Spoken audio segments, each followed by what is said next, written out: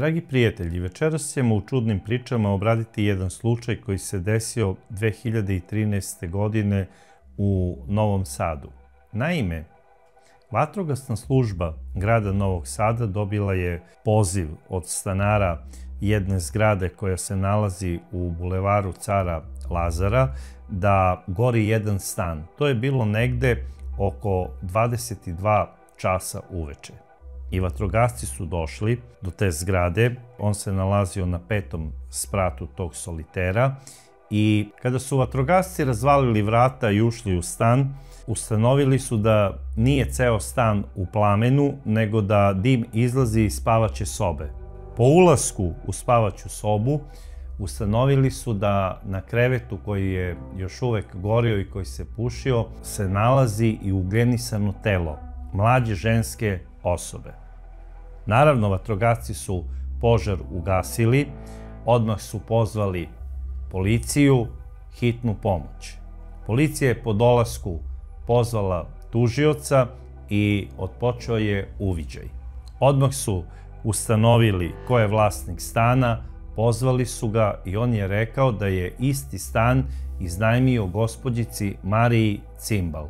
A ko je zapravo Marija Cimbal? Marija Cimbal je rođena 1989. godine u Francuskoj. Njen otac je naš čuveni proslavljeni fudbaler Tibor Cimbal. Tibor je inače igrao za fudbalski klub Vojvodina u periodu od 1982. do 1988. godine. U jednom periodu je bio pozajmljen i fudbalskom klubu Kikinda, ali to je bila samo jedna polusezona. Inače, sve vreme je igrao i vodio se kao fudbaler Vojvodine. I on je u Novom Sadu bio heroj. Znači, on je rođeni Novosađanin i igrao je za fudbalski klub iz svog grada, koji je bio prvoligaš i koji se uvek borio za neko od prvih mesta. A posebno je Tibor bio zapažen u sezoni kada se Vojvodina borila za kup maršala Tita. Tibor je po dozvoli da ide da nastavi karijeru u inostranstvu otišao da igra fudbal u Francuskoj. Po odlasku za Francusku on naravno vodi svoju devojku i sa njom počinje zajednički život. 1989. godine dobijaju i ćerku. Ćerki daju ime Marija i 1991. godine dobijaju i sina. A 2004. godine dobijaju i drugu ćerkicu. Marija Cimbal je tamo završila osnovnu i srednju školu i najvjerovatnije da u tom odrastanju roditelji su pričali o uspomenama iz domovine, zapravo iz Novog Sada, i sigurno su o svom gradu pričali sve najlepše, to sam ubeđen. I najvjerovatnije pod utiskom tih priča Marija je odlučila da nastavi školovanje upravo u ovom gradu, u Novom Sadu. I Marija je odlučila da upiše francuski jezik i književnost na Filozofskom fakultetu. Najvjerovatnije se odlučila za taj fakultet zato što je smatrala da će ga najlakše upisati i završiti. I upravo je tako i bilo. Na prijemnom ona je imala najbolje ocene, zato što je francuski jezik maltene bio njen maternji jezik. I upala je i na budžet. Tako da kada je upisala 2012. fakultet, ona je maltene celu 2012. godinu provela u Novom Sadu tako što se družila sa društvom da bi što više komunicirala na srpskom jeziku i da joj sve to bude na neki način uvod u neko lakše studiranje. I tako je i bilo. 2012. u oktobru ona počinje sa studiranjem. Ona je dobro davala te kolokvijume, ispite i profesori sa fakulteta su je voleli zato što je ona sa njima razgovarala na tečnom francuskom jeziku. I mnoge njene drugarice koje su studirale francuski jezik volele su da se druže sa Marijom da bi od nje naučile što bolje da izgovaraju francuski na tom pravom francuskom akcentu govora. I Marija je naravno izlazila u susret tim svojim prijateljicama zato što je ona odrastala tako što je vaspitavana da bude pre svega dobar čovek i da bude pravična. Marija je bila dobra osoba i mogu reći za naše pojmove naivna. A zašto naivna? Zato što je odrasla u zapadnoj zemlji i ona nije mogla da shvati da je sada odjednom, ma koliko da je volela Novi Sad, došla kao ovčica među vukove. Svi ti njeni drugari i drugarice, uglavnom skoro svi koji su se družili sa njom, u njoj su vidjeli bankomat. Svi su mislili da je ona multimilionerka i da je ona zapravo osoba od koje mogu stalno pozajmiti novac koliko im treba. I prvenstveno mislim da su ti njeni prijatelji koje je ona ovde sticala u Novom Sadu zapravo uglavnom bili lažni prijatelji. I koji su se iz materijalne koristi družili sa njom. I ti izlasci, recimo u kafić ili bilo gde, počelo je da se podrazumeva da konobar njoj donosi račun da bi ona to sve regulisala. Tako da se ona u jednom trenutku baš našla u nekoj nezavidnoj situaciji. Prosto nije mogla da veruje da postoje takvi ljudi koji non stop traže novac na zajam, da ako im ne pozajmiš jednom, a pozajmio si im 3 puta, a nisu ti vratili, onda se oni kao nešto ljute. Na kraju, ja mislim da je ona ipak trebala samo da se druži sa drugaricama sa fakulteta, da joj uopšte nisu bili potrebni drugovi u smislu upoznavanja po kafićima, jer oni su u njoj vidjeli strankinju cavu za šišanje. To je generalno ta priča. Ona to nije mogla da shvati i smatrala je da su svi ljudi dobri. I ako smisle neku tužnu žalopojku, ona bi ladno pozajmila 100 evra da bi ovaj mogao da ode tamo na neku navodnu sahranu. Eto, to je otprilike ta priča. Prosto mogu da zamislim jadnu Mariju u kojoj se ona situaciji odjednom našla, a da toga nije ni bila svesna. Zato što je ona volela Novi Sad, ali ga je ona volela iz one priče njenih roditelja. Ona ga zapravo nije ni znala. I možda se sada Novosađani ljute, naravno ja ne mislim da su svi Novosađani takvi, ali postoji zaista veliki broj tih mladića koji pecaju naivne devojke koje su došle iz inostranstva, da li kao turisti ili recimo kao studenti. Uglavnom se tu podrazumeva ta naša gastarbajterska populacija.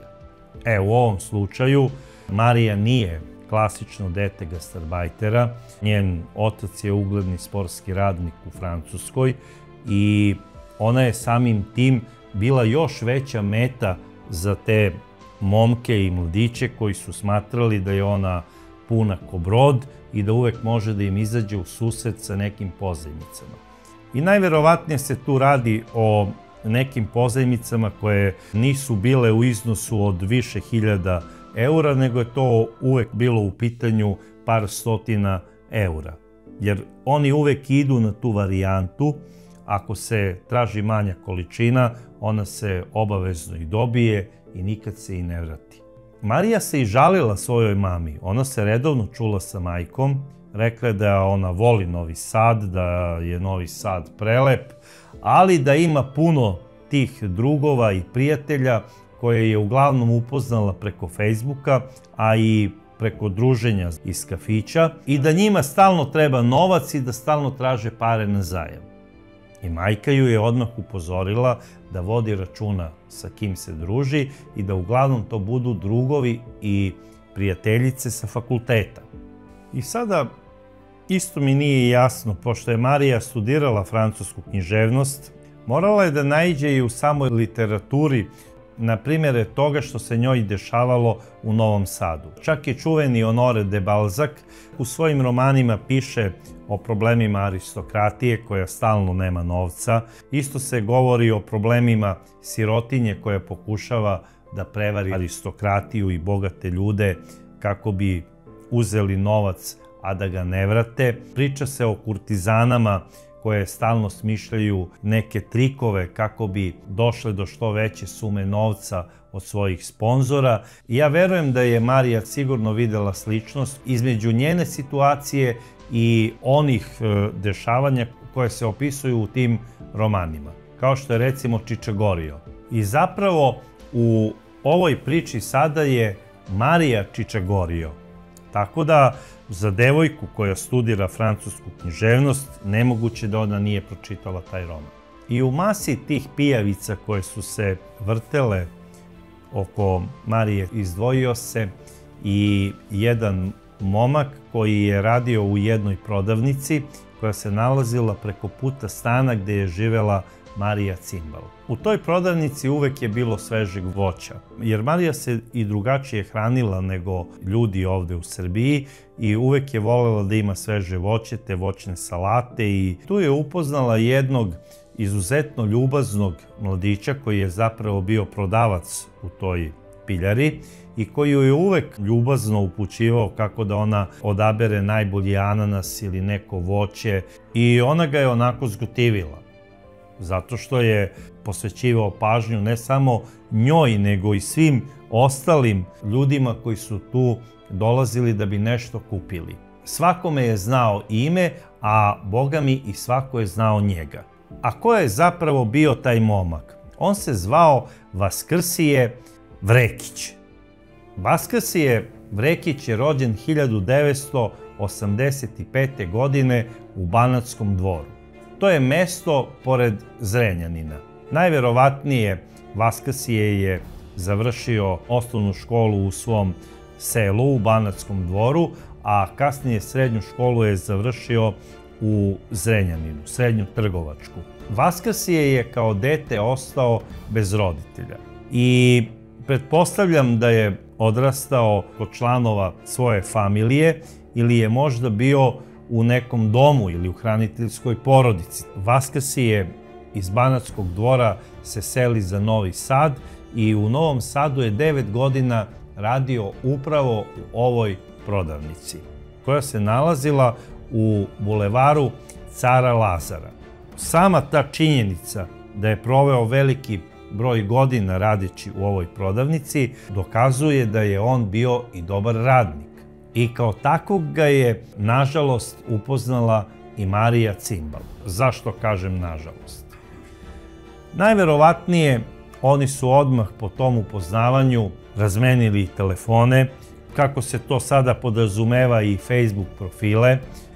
Sada, kada bi ona dolazila, on je bio i više ljubazni prema njoj, zato što je saznao da je ona zapravo ćerka proslavljenog fudbalera Vojvodine, da je njen tata bio maltene legenda u tom gradu kada je igrao fudbal.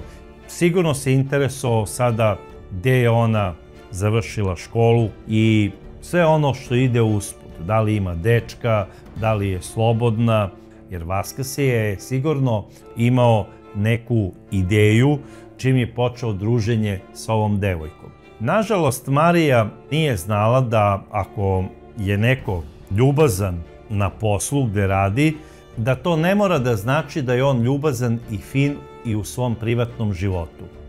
Vaskrsije je sigurno bio dobar folirant i dobar prevarant.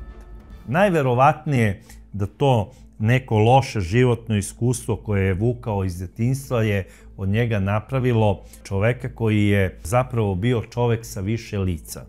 Čak i ljudi koji su ga znali ovako iz druženja u gradu, za Vaskrsija su govorili da je on dobar momak. On je posle odrađenog posla odlazio u teretanu. Znači, brinuo je o svom telu i o zdravom načinu života. I svi koji su ga znali iz te teretane govorili su da je on dobar dečko i dobar drug. I sada, da li je od nekog od njih on pozajmljivao novac, nisam baš nešto obavešten o tome, jer niko se nije žalio u smislu da ga je on prevario za neku cifru. I ne znam sada koje su bile njegove ciljane grupe u smislu tih prevara koje je on sigurno radio. Najverovatnije da je on među tim mušterijama odabrao neku osobu za koju je smatrao da je to njegova buduća žrtva, bez obzira da li se radilo o starijoj osobi ili o mlađoj osobi. I mislim da su njegove žrtve uvek isključivo bile samo žene. Znači, gospođe penzionerke, pogotovo ako su one inostrane penzionerke koje su došle posle zaslužene penzije iz inostranstva da provedu svoje penzionerske dane u rođenom gradu, odakle su i otišle na zapad, ili su to bile neke udovice nekih bogatih ljudi i sada one imaju dobre one penzije koje su nasledile od muževa, ili su to bile supruge nekih bivših vojnih lica, recimo generala, pilota ili recimo pukovnika, i sada imaju onako dobre penzije, mogu da budu i dobar žirant za neki kredit, i mislim da se Vaskrsije ciljano opredelio za te grupe svojih žrtava. Imao je sigurno jednu čitavu plejadu svojih bivših devojaka koje su zapravo bile njegove žrtve u ovom smislu pozajmica. Znači, on bi šarmirao neku devojku u gradu, počinjali bi oni zajedničku vezu, on bi im se dopao zato što je bio dosta načitan, bio je nabildovan, a devojke vole te napucane, nabildovane momke, i posle izvesnog vremena zabavljanja sigurno bi on složio neku žvaku i onda bi one dale tu pozajmicu, koje su iznosile obično od 50 do 100 eura, i posle toga on bi obično tu vezu prekidao i počinjao bi novu vezu sa novom žrtvom. Jer računao je da sledeći mesec treba da odradi drugu devojku za drugih 100 evra. I to je cela poenta priče. I tako je Vaskrsije bio jedan vrlo đavolast momak. On je u svakoj devojci sa kojom bi počinjao vezu video svoju žrtvu.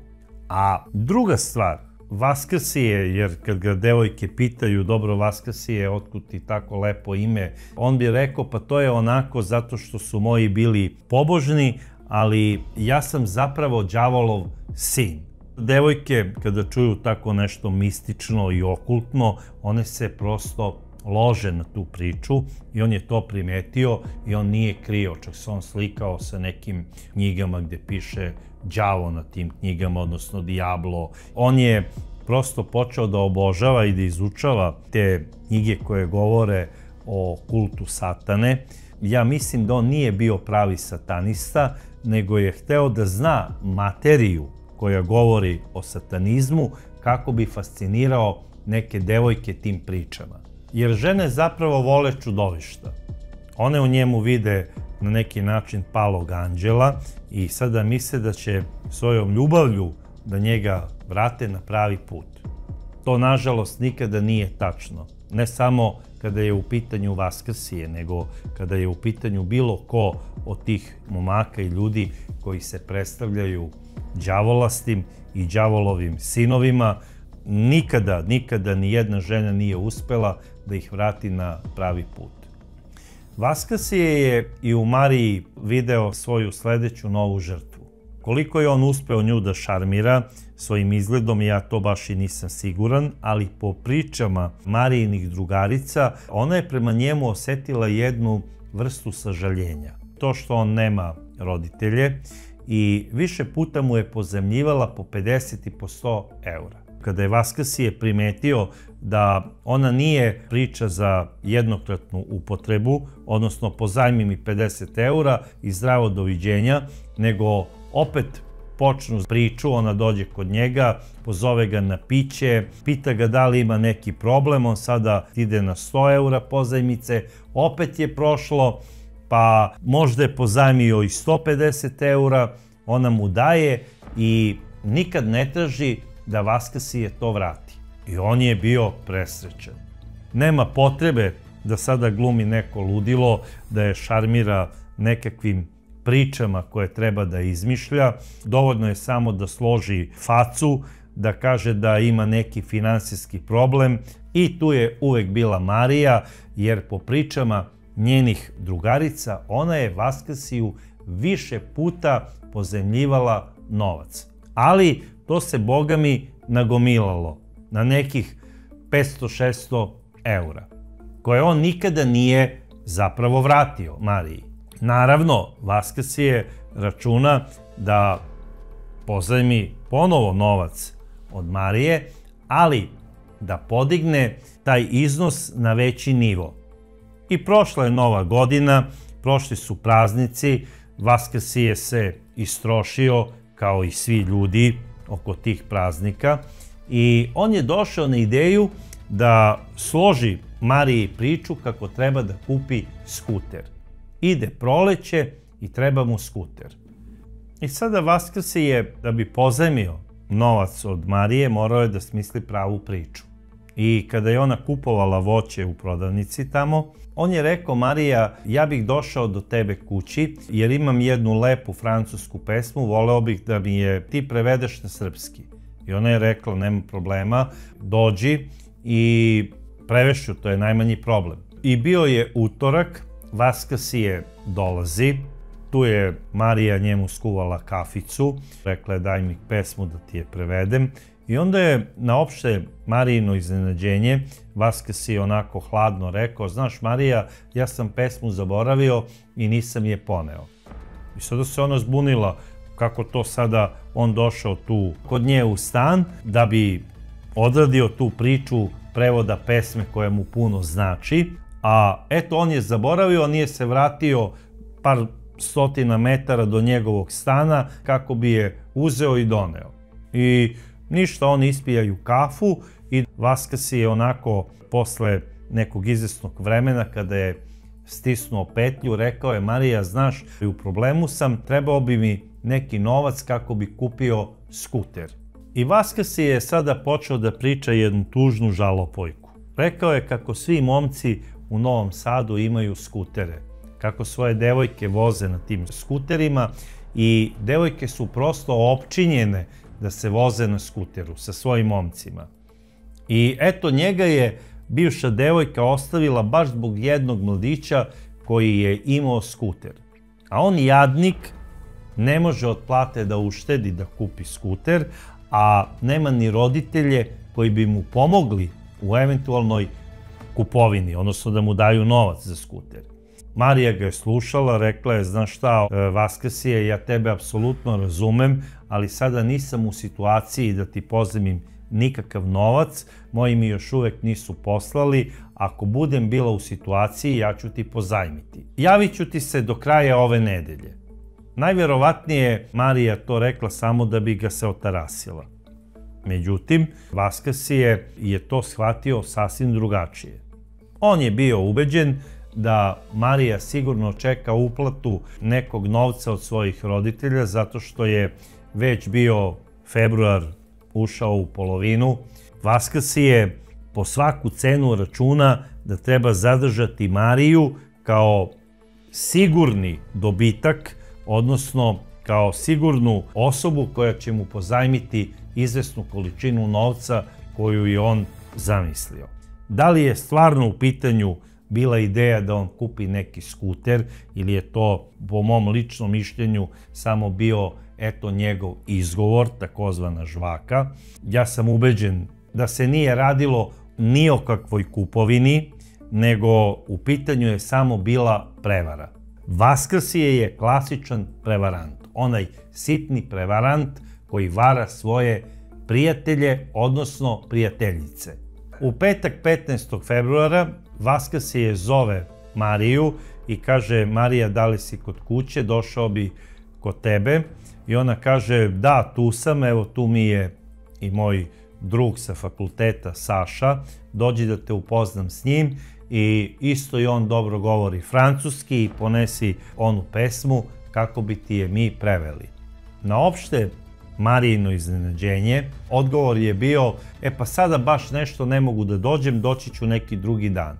Ja ne znam kako Mariji to nije bio dovoljan znak da se nešto čudno dešava u glavi ovog mladića. Koga su, da se to dobro raspitala, saznala bi da su ga svi u kraju zvali Džoker. A zašto su ga zvali Džoker? Zato što je Vaskrsiju bio idol lik Džokera iz filma Batman. A inače su ga isto zvali tako zato što je Vaskrsije imao i običaj da se nekontrolisano smeje. Sve to kada se onako sabere, Vaskrsije je bio jedna vrlo čudna osoba i opasna. Naime, osoba za izbegavanje. Apsolutno ne shvatam zašto se Marija družila sa ovim čovekom. Pre svega, nije njen tip. Ne govori francuski, ne studira, nije intelektualac. Ne vidim šta je ona videla u ovom mladiću sem sažaljenje. I kada ju je jedna prijateljica sa fakulteta pitala, dobro, više puta si Vaskasiju pozajmila novac koji ti nije vratio. Ona je rekla, pa eto, on nema roditelje, žao mi ga je. Marija je trebala prvi put, kada joj nije vratio prvih 50 evra, da prekine bilo kakav kontakt sa ovim čovekom. I on bi sigurno to shvatio kao nešto što je sasvim normalno. Ko zna koliko je takvih veza imao koje su pukle zbog pozajmice koje nisu vraćene i prekinula bi se priča. A zapravo on s njom i nije bio u nikakvoj emotivnoj vezi. Jedino sad da je Marija prema njemu osjećala jedno ogromno sažaljenje. Zašto? Ona je gledala, ja sam imala sreće, imala sam uspešne roditelje, moj otac je imao dosta novca, uvek mi je ispunjavao sve želje i osjećam nekako grižu savesti prema ovom mladiću koji eto nije imao roditelje i nije imao tu privilegiju da mu pomognu roditelji. Ona nije ni bila svesna da je tim pozajmicama zapravo ulazila kao u živi pesak. I ljudi, shvatite jednu stvar, to sam bezbroj puta rekao. U velikim gradovima novac prijatelju možete samo pozajmiti u iznosu koliko košta jedan prosječan ručak u restoranu. Znači, date mu te pare i zbogom. Sve što radite suprotno, u smislu činim dobro delo, ili kupujete, u najboljem slučaju, neprijatelja, ili ne daj Bože kupujete sopstvenu smrt. Nažalost, Marija je tim eksperimentisanjem po živom pesku kupila zapravo sopstvenu smrt. Sledećeg dana, 16. februara, oko 20 časova, najverovatnije kada mu je istekla smena, Vaskasije dolazi kod Marije, zvoni, ona mu otvara, ulazi, kaže doneo sam onu pesmu da mi prevedeš. Ona je zaključala bravu, ključ je bio na stolu, seo je da popije čašu soka koji mu je Marija ponudila i posle kraćeg razgovora, kada ga je najverovatnije ona pitala da da tu pesmu da mu je najzad prevede, on je ni manje ni više nego potražio pozajmicu. I Marija mu tada kaže, ne mogu da ti pozajmim novac zato što su mi roditelji poslali samo onoliko novca koliko mi je bilo potrebno da kupim novi telefon i da uplatim letovanje. I kada je to Vaskasije čuo, to je bilo kao da mu je Marija udarila šamar. Zamislite šta sada on radi. On počinje da je zove najpogrdnijim imenima. Rekao joj je čak, kučko bezobrazna, daj mi pare. Imaš za telefon i za letovanje, a nemaš meni da daš par stotina eura kako bi kupio skuter. I sada po njegovom kazivanju, Marija kada je čula kako se on njoj obraća, bila je onako prvo preneražena, onda je skupila hrabrost, prišla mu je bliže, unela mu se u lice i rekla je, dobro, šta si rekao za mene, kako se to meni obraćaš? I najverovatnije mu je rekla, sigurno izlazi napolje. U tom trenutku Vaskasije ne da se smiruje, nego ide još i dalje u svom ludilu i onda ju je udario. Toliko snažno da je Marija pala.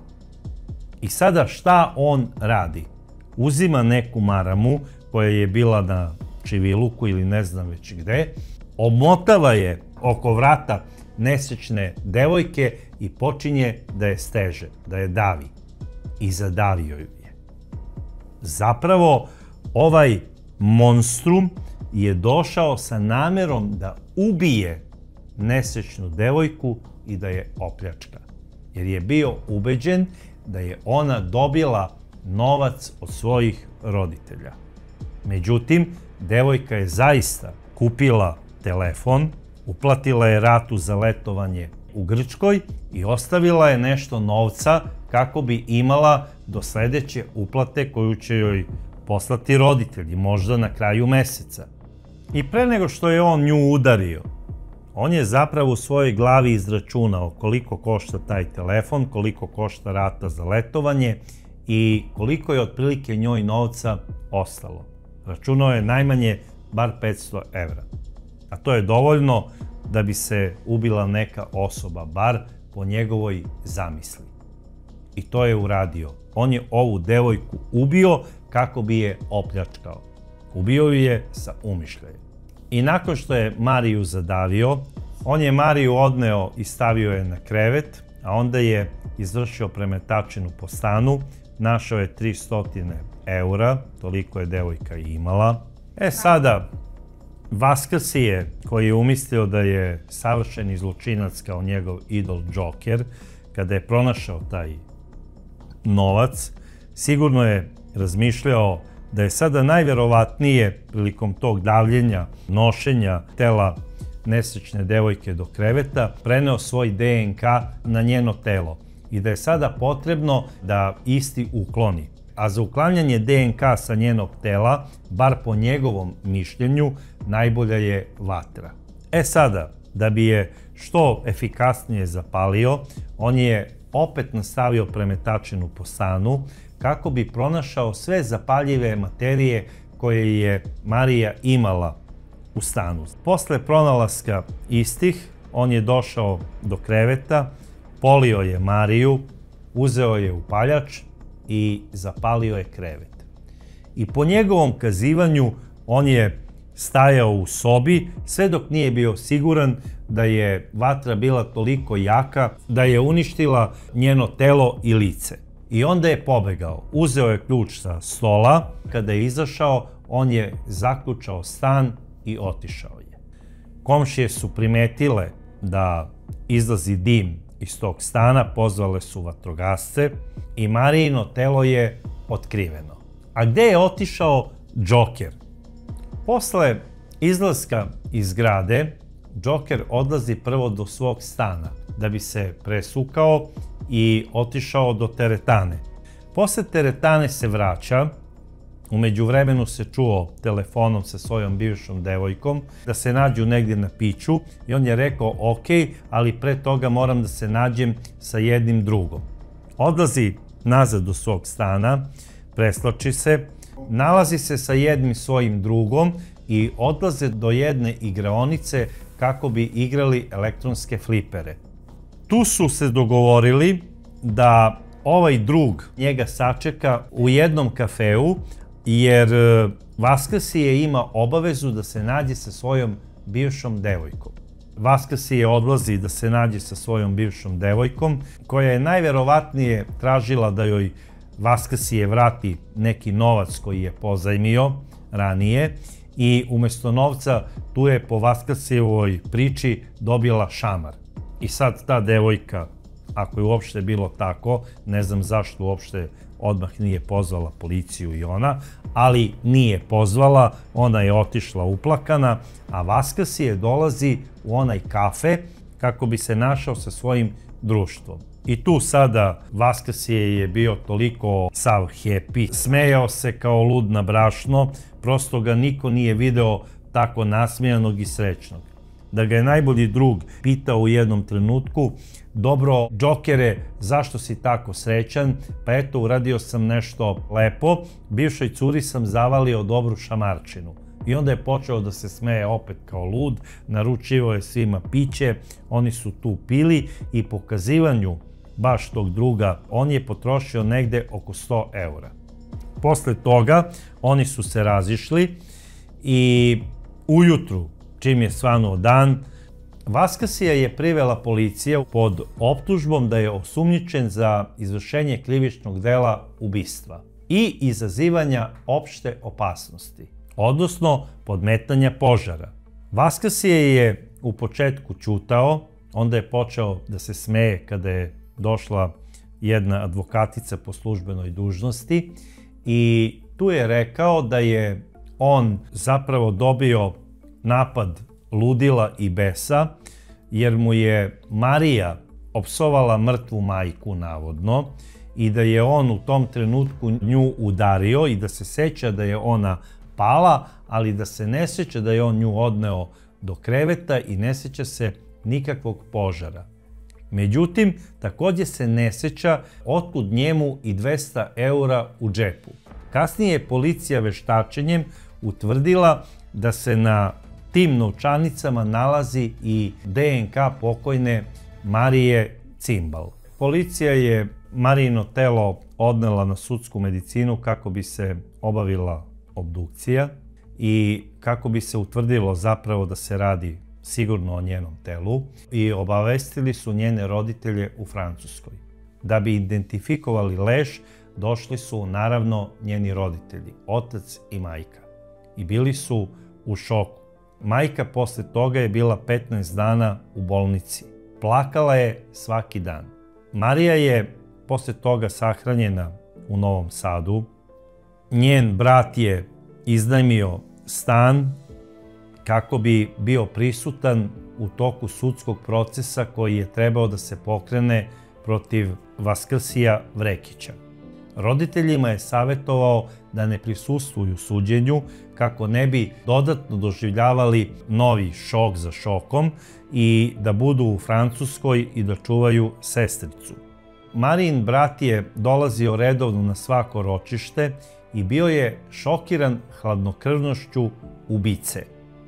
U jednom trenutku čak mu je ubica uputio osmeh i namignuo mu je, što ga je toliko iznerviralo i kaže ne znam šta ga je sprečilo da ne napravi tih 3 metara koliko ga je razdvajalo od ubice i da ga uhvati za vrat i da ga zadavi upravo na način kako je on zadavio njegovu rođenu sestru. Očekivao je od suda Novog Sada da će izreći pravičnu kaznu i posle godinu dana suđenja sud je i doneo presudu i ovaj monstrum, zapravo Vaskrsije Vrekić, je osuđen na 40 godina zatvora. Znači, dobio je maksimalnu zatvorsku kaznu. I zatvorsku kaznu nemamo šta komentarisati. Veće kazne u tom trenutku nije ni bilo za ovo krivično delo, tako da je i tužilaštvo, a i porodica nesrećne Marije Cimbal, što se tiče presude, bila na neki način koliko toliko zadovoljna. I smatrali su da eto ta kazna, ona će uticati na sve druge ljude koji pomisle da izvrše ovako nešto kao opomena da i ne razmišljaju o takvom zločinu. Kazna je zaista ispravna jer je Vaskrsije ovo uradio iz krajnjeg koristoljublja. On je zloupotrebio prijateljstvo ove devojke i ubio ju je zbog novca. Vaskrsije je pisao neke molbe i zahteve za ponovna veštačenja u smislu da je to uradio kao krajnje neuračunjiv, ali sud je to odbacio i uzeli su mišljenje veštaka iz zatvorske bolnice u Beogradu da je Vaskrsije ovo uradio sa umišljajem i da je bio priseban. Tako da neka dodatna veštačenja nisu dolazila u obzir i on je poslat na izdržavanje zatvorske kazne u KPZ Zabela, pored Požarevca. Tamo je bio oko godinu dana u tom zatvoru i jednog novembarskog dana u štampi je izašla vest, u novinama zapravo, da je Vaskrsije pronađen u svojoj sobi mrtav tako što se obesio. Nije imao roditelje, ali njegova familija je odbila da preuzme njegovo telo. Njegovu sahranu je preuzela opština Žitište i on je sahranjen kao socijalni slučaj. Ja ne znam tačno na kojoj lokaciji je sahranjen, ali to zna opština koja je i finansirala tu priču. Ja lično smatram da sudbina Marije, a i sudbina njenog ubice treba da bude opomena svim mladim ljudima.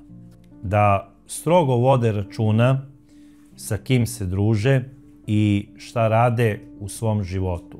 Zato što nikada ne znate da li ćete iza nekog lika koji vam priča tužnu priču iz svoje sudbine, da zaista naiđete na čoveka koji je skrhan nekim događajem, ili ćete zapravo naići na prevaranta čiji je idol i uzor jedan zločinac, recimo iz nekog filma, i koga on želi po svaku cenu da izimitira.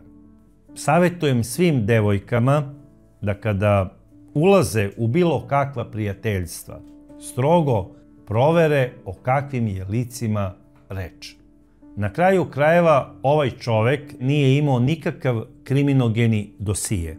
I da je Marija proverila kod policajaca o kakvom je čoveku reč, oni bi rekli radi se o jednom momku koji je dobar prodavac tu u jednoj trgovini. Znači, apsolutno je čist sa policijske tačke gledišta. Međutim, ono što zameram Mariji, nije smela da toleriše nikoga kojoj ne vrati pozajmicu onog dana kada je obećao. A njen primjer treba da važi kao opomena svim devojkama, a na kraju krajeva i svim ljudima, da nikada nikome ne pozajmljujete novac. Pogotovo ne onoj osobi koja vam nije vratila prvu pozajmicu. A ta pozajmica, kao što sam rekao, nikad ne sme da pređe vrednost jednog ručka u restoranu. Jer vi niste banka da kreditirate kupovine nekih automobila ili stanova ili skutera. Jer svaka priča koja prelazi vrednost ručka vodi vas u sigurni problem.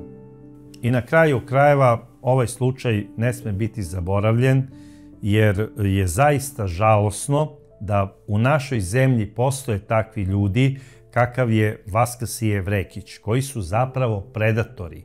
Jer zašto bismo mi bili okarakterisani kao neke pijavice koje uzimaju novac studentima, gastarbajterima ili sportistima koji se vraćaju u našu zemlju i koji žele ovde da žive ili da recimo provedu letnji odmor? Nismo mi ti ljudi. Mi možemo da živimo i sa 5 maraka u džepu. I nisu nam potrebne pijavice koje će nam stavljati etiketu prevaranata. Zato trebamo ih uništiti. Trebamo stvoriti zdrav sistem kako bi postali jedna normalna i snažna država. Ja u ovom slučaju nemam šta da kažem, osim da me je jako potresao i hteo bih da čujem i vaše mišljenje u vezi svega ovoga, kao i dosad u komentarima, a do sledeće čudne priče ja vas pozdravljam. Stop nasilju nad ženama i stop prevarama.